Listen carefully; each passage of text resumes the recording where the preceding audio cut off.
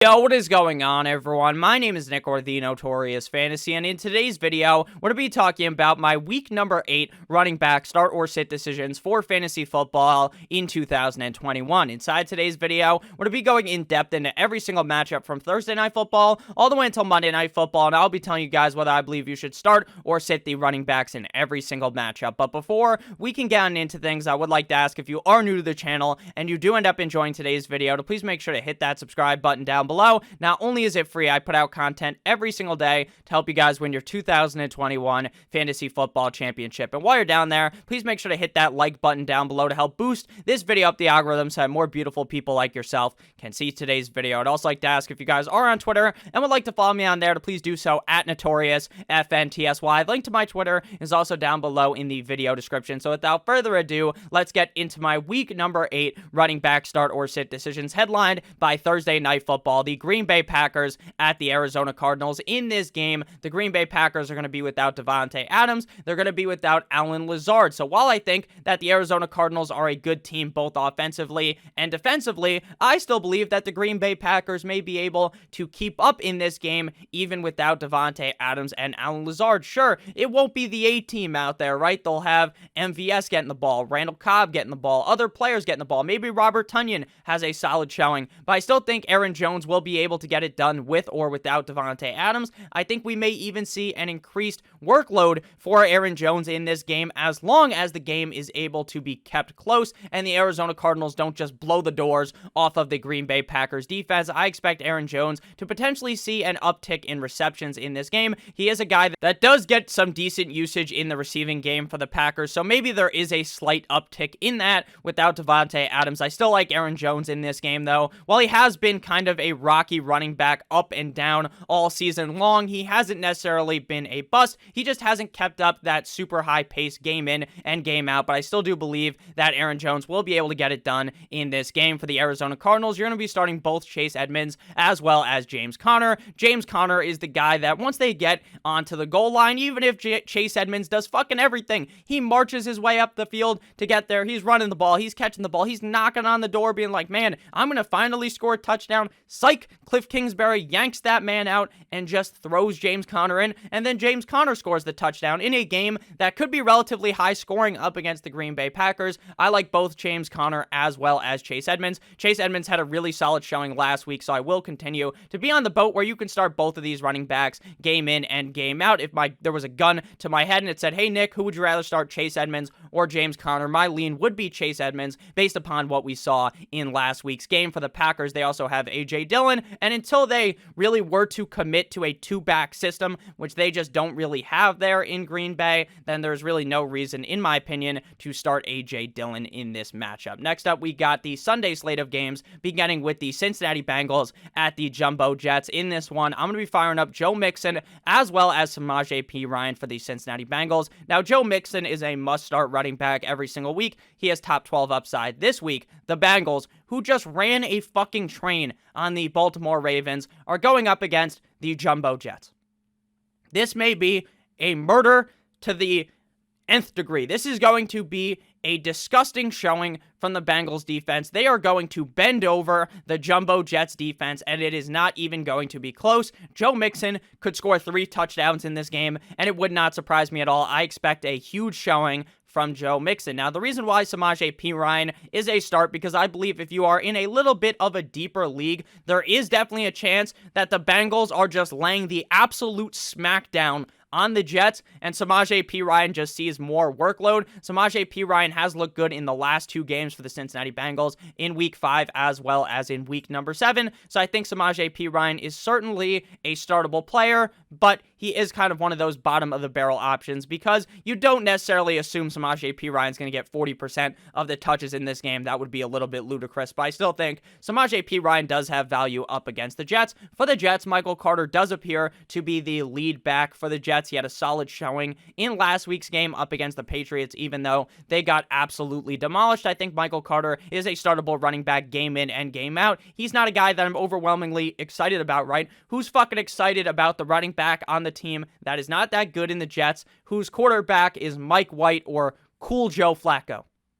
How excited can you be about that? Not very excited. But at the end of the day, I'm still fine starting him because he is the lead back on the team. Ty Johnson can take the bench because he's not the main guy. Michael Carter is. Next game, we got the Les Titans, the Tennessee Titans at the Indianapolis Colts. In this game, I'm firing up Derrick Henry as well as Jonathan Taylor. What a shock that should be to everyone, right? These are two of the better running backs in fantasy football. Jonathan Taylor looked chef's kiss, magnifique last week up against the San Francisco 49ers in that run game for the Indianapolis Colts. In that rainy game is what I meant to say, but he did do it in the running game, obviously. Why? Because he's a running back. Derrick Henry was a little bit of a disappointment last week, but the guy is such a fucking monster game in and game out. You're never surprised when Derrick Henry drops 30, 35 plus points in any given matchup here up against the Indianapolis Colts. I understand that the Colts defense looked pretty solid up against the 49ers last week, but I'm just not sure that any team really has the code to stop Derrick Henry. And we also saw Elijah Mitchell look really good up against the Colts defense last week, so don't be surprised when Derrick Henry is one of the top running backs of the week after coming off of a relatively slow game. For Nyheim Hines, he's going to be listed as a sit, as I feel as though Jonathan Taylor has really become the clear workhorse running back on this team. They're not really taking Jonathan Taylor out as much to inject Mr. Nyheim Hines there in third down scenario, so I like Jonathan Taylor a lot, and that makes me be very nervous to start Nyheim Hines. Next up, we got the LA Rams at the Houston Texans. A lot of people were very disappointed in Darrell Henderson last week because this should have been an absolute smackdown of the Detroit Lions, which it kind of was, where they're just run the ball gently down the stream later on in the game, and that just was not the case. Matthew Stafford was slinging touchdowns left and right up against the Lions, but Darrell Henderson is still a very viable fantasy running back game in and game out. Even when he has his quote-unquote down game, he still has a very solid game for fantasy football here up against the Texans. There's no way you're sitting this man. He is the clear number one running back for the LA Rams. They do have Sony Michel, but Sony Michel is just nowhere near as involved as many would have thought going into the season. Darrell Henderson is the clear lead back for the Rams. I said that all off season. It's Darrell Henderson season once Cam Akers got hurt, so we have seen that thus far this season. I expect Darrell Henderson to have a solid showing up against the bum-ass Houston Texans defense. The other Houston Texans, we've got Mark Ingram, we got David Johnson, we got Phillip Lindsay. This is a three-headed running back core that I just brush over every single week, right, in these running back start or sit videos, because how the fuck do you figure this out game in and game out? Which guy's going to be the running back? One week, it might be Mark Ingram. Maybe it's Mark Ingram's week up against the LA Rams. The next game, it's David Johnson. The game after that, maybe it's Mark Ingram. Then maybe it's Phillip Lindsay. It's a fucking roller coaster. It is a what is that called? What is that circle thing you can ride at the fair? Whatever that thing is called, a Ferris wheel. It's a Ferris wheel of fucking confusion in Houston at the running back position. There's just no way I feel comfortable starting any of them. Plus, they're going up against the LA Rams, so that is even more of a reason to leave these guys on the bench. Next up, we got the Pittsburgh Steelers at the Cleveland Browns. If you guys have ended up enjoying thus far, before we break down this game, I would like to ask if you have ended up enjoying to make sure to hit that subscribe button down below if you are new. And whether you are new or not, make sure to leave a like on today's video. It helps us out a ton. So Steelers at the Browns. In this one is going to be the return game. Very likely we are going to be seeing 9-inch Nicholas Chubb back in the saddle as the starting running back for the Pittsburgh Steelers. There will be no Kareem Hunt in this game. For the Cleveland Browns, there will be no Kareem Hunt in this game, so Dearness Johnson will be the number 2 back. We saw Dearness Johnson blow the back out of the Denver Broncos defense last week, but will that happen again here up against the Pittsburgh Steelers?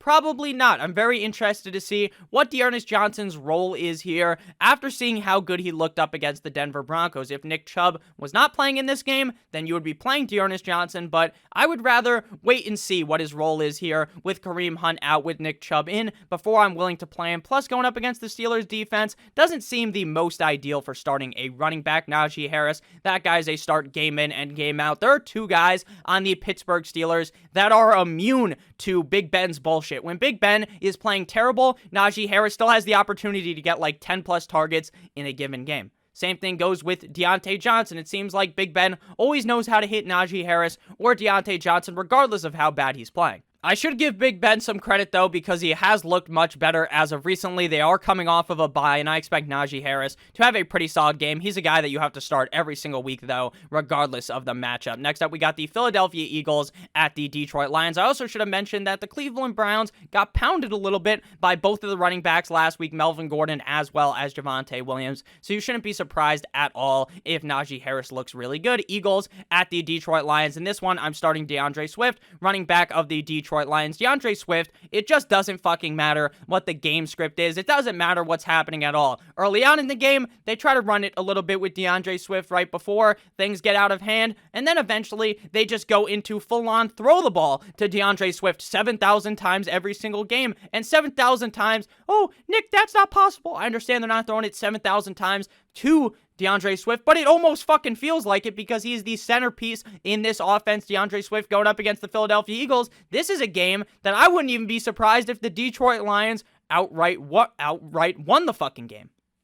Because the Eagles seem like a disaster with Nick Sirianni, so I think that DeAndre Swift may actually be able to run the ball a lot more in this game because they're not going to be getting pounded out, at least in my opinion, so I think DeAndre Swift could have a very solid showing. He's a must-start running back every single week. Kenneth Gainwell is going to be the lead back in this system now, without Miles Sanders being out for at least 2 or 3 games of the season. So, the way the Eagles running back core is, though, is this isn't going to be Kenneth Gainwell becoming, I said he's the lead back, but he's the lead back in the committee. They don't just run some type of workhorse system. It's not like when Dalvin Cook goes down, how Alexander Mattison is just instantly inserted into the game, and this guy's putting up top 10, top 5 numbers game in and game out. That's not how it works in Philadelphia. Even when Miles Sanders is healthy, we're seeing Kenneth Gainwell, we're seeing Boston Scott get some usage. So at the end of the day, while I think Kenneth Gainwell will be a very solid fantasy starter, I don't really see him finishing inside of the top 10 or something like that, but I do think he's a very valuable player who will be seeing a bunch of targets in this matchup up against a not so hot,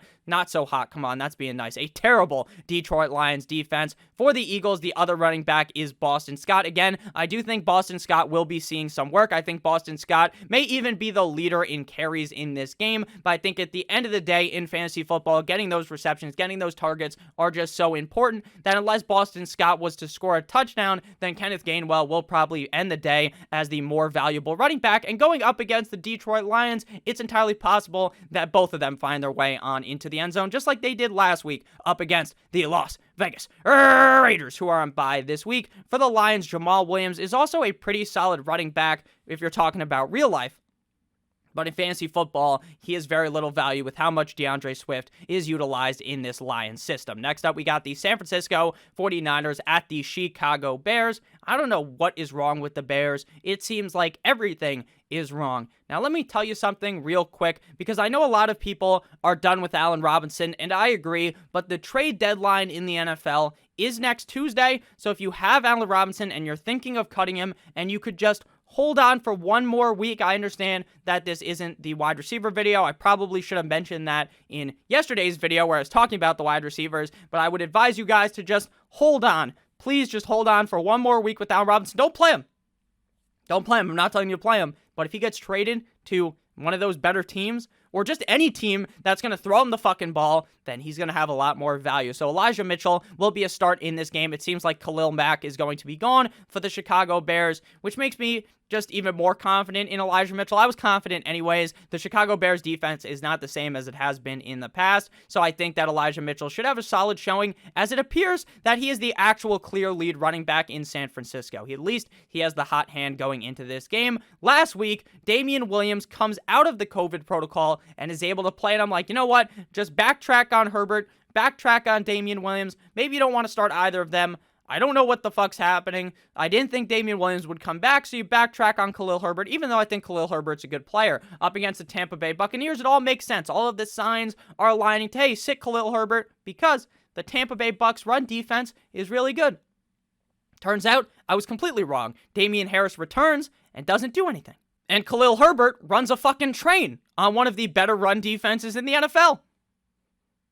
Who could have seen that coming? Probably no one, right? But Khalil Herbert does have a lot of value this week up against the Niners. We just saw Jonathan Taylor look pretty solid up against them until David Montgomery is back. I think Khalil Herbert is a serviceable running back. The only thing that sucks about Herbert is the fact that the Bears absolutely suck. I will be sitting down Jermichael Hasty. All of those other 49ers running backs and Damien Williams will be a sit for me because it seems like it's Khalil Herbert season in Chicago.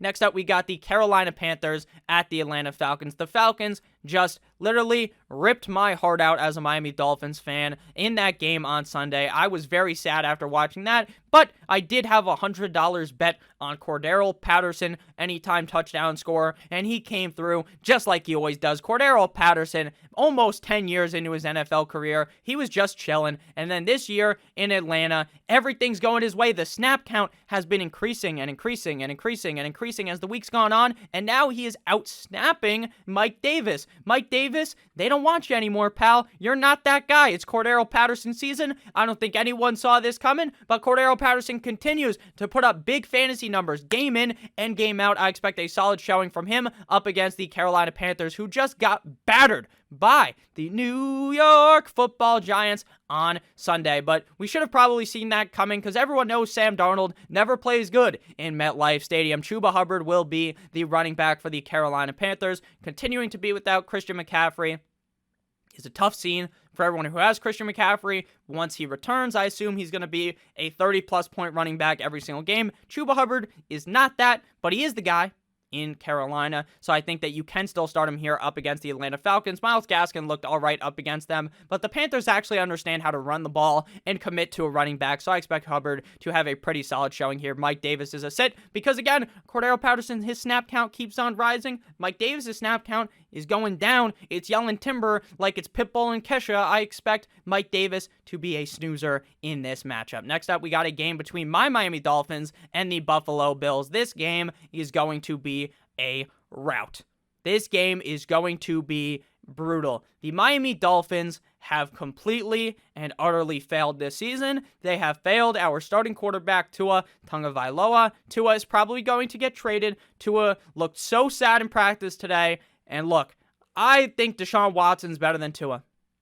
But I do still feel bad for the guy. You have to feel bad for the guy because he starts showing off all this talent the last 2 games, right? He was hurt all offseason last year. He finally gets to play. He's still basically in his rookie career.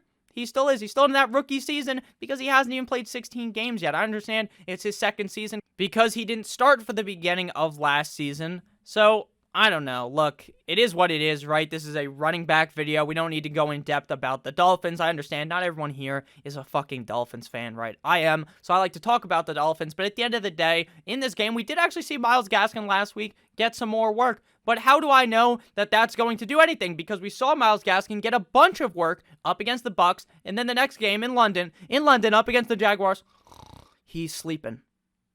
They're not giving him the fucking ball. So what am I supposed to think?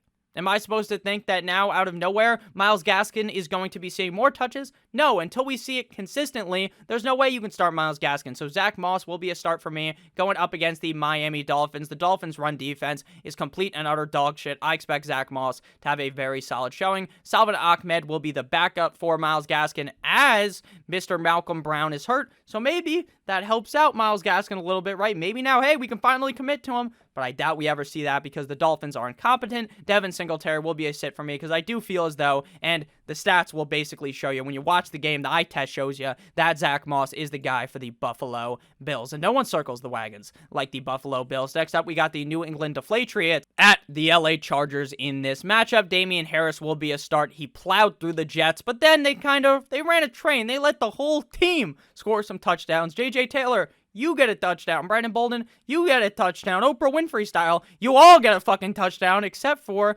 Mr. Jacoby Myers. But at the end of the day, I think that in a closer game up against the Chargers, that we would see more Damien Harris because he's the lead back, and maybe they just didn't want to risk injury or something, so they just didn't play him as much last week. That would be my assumption. I think Brandon Bolden, if you are in a deeper league, is kind of in that category where I might consider wanting to start him because it does seem as though, even with Damien Harris in the game, that Brandon Bolden will still be seeing some dump off, some receiving work in the offense. He basically has 0 rushing value, but may potentially get 5, 6, 7, 8 targets game in and game out in this matchup up against the LA Chargers. We could see that because this should be a higher scoring game, but I do expect Damien Harris to be the lead back and put up some solid numbers this week up against the Chargers. For the Chargers, you start Austin Ekeler every single week. This guy is exactly what I thought he was going to be last season. Who would have known? when you don't have an absolute bozo as a head coach in Anthony Lynn, and once you're actually healthy, you're going to be a good running back. Austin Ekeler is a must-start running back every single week. Going up against the Patriots, that is true as well. Again, you're sitting down J.J. Taylor. I think about potentially starting Brandon Bolden, but unless you are in a deeper kind of league, or maybe you have both of the Ravens and the Raiders running backs, so right, the two teams that are on bye, so you're down tremendous at the running back position, you can start Brandon Bolden, but he's not an ideal start on the week. Next up, we got the Jacksonville Jaguars at the Seattle Seahawks. In this one, I like both of the starting running backs. I'm definitely a lot more confident, though, in James Robinson. He is the clear workhorse running back in Jacksonville. There's no one behind him that is going to be stopping him. The Seattle Seahawks defense looks ass against the run. They look bad against the pass. Expect a solid showing from Mr. James Robinson, who, thank God, that Urban Meyer actually fucking put all the puzzle pieces together. He created that map like he was Indiana Jones. He found the map. He figured out how to use James Robinson, hallelujah, a bunch of weeks ago, and he continues on this train. I expect James Robinson to have a great showing up against the Seahawks. Alex Collins, I like him. You know how I said he was a good start, I think is what I said about him a couple of seconds ago. I think he's a good start. He's not a guy that I'm super excited about because we will still be seeing Petty. We'll still be seeing these other running backs, but I still do believe that Alex Collins up against the Jacksonville Jaguars is a starting running back because the matchup is just so juicy. I will be sitting down Rashad Penny because I do think that Alex Collins is still going to be seeing a majority of carries in this offense. Next up, we got the Tampa Bay Buccaneers at the New Orleans Saints. Last week, we saw that huge Alvin Kamara game. Alvin Kamara was fucking uncorked in that matchup. Going up against the Bucs, maybe a little bit more nervous, maybe a little bit more scared because, hey, the Bucs run defense is pretty good, but they didn't look great up against Khalil Herbert. The Saints still insist on just not throwing the ball 7 zillion times to fucking Alvin Kamara, even though he's clearly the best receiver, the best running back. He's basically the best player on the team, and they're not giving him the ball enough. It is what it is, though. Up against the Bucs, he's still a start. Leonard Fournette is the clear number 1 running back for the Tampa Bay Buccaneers. All offseason, all of last year, we're basically seeing, Bruce Arians goes up there. I'll grab this. I've done this a bunch of times. I'll grab this, and it's my microphone, and I'm Bruce Arians, okay? There's going to be some fucking role play action here. And Bruce Arians, after the game, you just saw Ronald Jones run for 150 yards. Did he do that last year? I don't think so, but actually, maybe he did because he did have that one game where he ran like 99 yards. But oh man, Ronald Jones played great. We're going to run with Ronald Jones next week. And then flash forward to next week. And then fucking Leonard Fournette seeing all these touches. And then after the game, oh man, it's Leonard Fournette season. And then after the game, guess what happens? Guess what happens? He says, Leonard Fournette, he's going to have this great next week. And then it's Ronald Jones. You basically never know. It's one thing, the next thing happens. It's so fucking confusing. But this year, they have fully committed to Leonard Fournette. It's very nice for fantasy football because you actually know what to do. And Leonard Fournette has been putting up numbers up against the Saints defense. This isn't an amazing matchup, but I think he could still look pretty solid here. I am sitting down Ronald Jones because Leonard Fournette is that guy. Same thing goes with Giovanni Bernard because I do heavily trust in Leonard Fournette at this point in the season because the team has fully committed to him. Next up, we move to the Dallas Cowboys at the Minnesota Vikings. In this one, I like Ezekiel Elliott as well as Dalvin Cook. Who would have guessed, right? 2 of the top running backs in fantasy football in the draft. I like them. Wow. Shocker, right? The Minnesota Vikings, Dalvin Cook, when this guy is healthy, he has the potential to drop 30-plus points in any given matchup. The Dallas Cowboys defense is definitely not a pushover this season like they were last year. I do expect the Minnesota Vikings to keep this game close, thus having a solid Dalvin Cook matchup. Ezekiel Elliott, a lot of his value hinges upon what kind of game we're going to be seeing. Are we going to be seeing Dak Prescott sling 5 touchdowns, sling 350 yards in this game? Or are we going to see maybe Dak does sling 400 yards, but he only throws 2 touchdowns because when they get onto the goal line, when they're knocking on the fucking door, maybe Dak doesn't rush it in. Maybe Dak doesn't throw it in. Maybe Dak hands it to Ezekiel Elliott. Or maybe Zeke gets one of those dump-off touchdowns that we have seen thus far this season. We've seen throughout his career. So Ezekiel Elliott is in prime position week in and week out to have a good game. You're never sitting Ezekiel Elliott, even if there are going to be games where he is not seeing as much rushing upside because of the fact that the Dallas Cowboys are just slinging the rock left and right. Tony Pollard is a sit for me. I just don't really understand how people can talk themselves into Tony Pollard any given game. And when Dalvin Cook is healthy, there is no way in hell you can be starting Alexander Mattison. Next up, we move to the New York Football Giants at the Kansas City Chiefs for Monday Night Football. In this game, my expectation right now is that Saquon Barkley does not end up playing. If Saquon Barkley does end up playing, then guess what? You're not starting Devontae Booker, and you're going to start Saquon Barkley. Booker, though, is a very running back two, as if that makes sense, but he is in a very solid role to be a running back two this week because the Kansas City Chiefs defense against the pass, against the run, they are just not very good. Darrell Williams, he had a shit game last week. I was really higher than Snoop Dogg on a fucking Tuesday night, expecting Darrell Williams to put up a massacre up against the Titans defense to put up a solid game. He didn't look all that good, but I think that, well, I don't think. I fucking know that the reason why he played bad was not because Darrell Williams is bad, but it's because they were in a game script where they were getting bent over the fucking table and raw-dogged, plastered in the ass by the Tennessee Titans. They were up by so much that they couldn't just run the ball with Darrell Williams. So hopefully, in this game, you would think that they'd be able to keep it close with the Giants, thus making Darrell Williams a very startable running back on the week with top 12 upside. So thank you guys all so much for watching. If you did end up enjoying, make sure to hit that subscribe button down below, as well as hitting that like button. It would help me out a ton. I love you guys all so much. I hope you have a great rest of your guys' day, and as always, goodbye.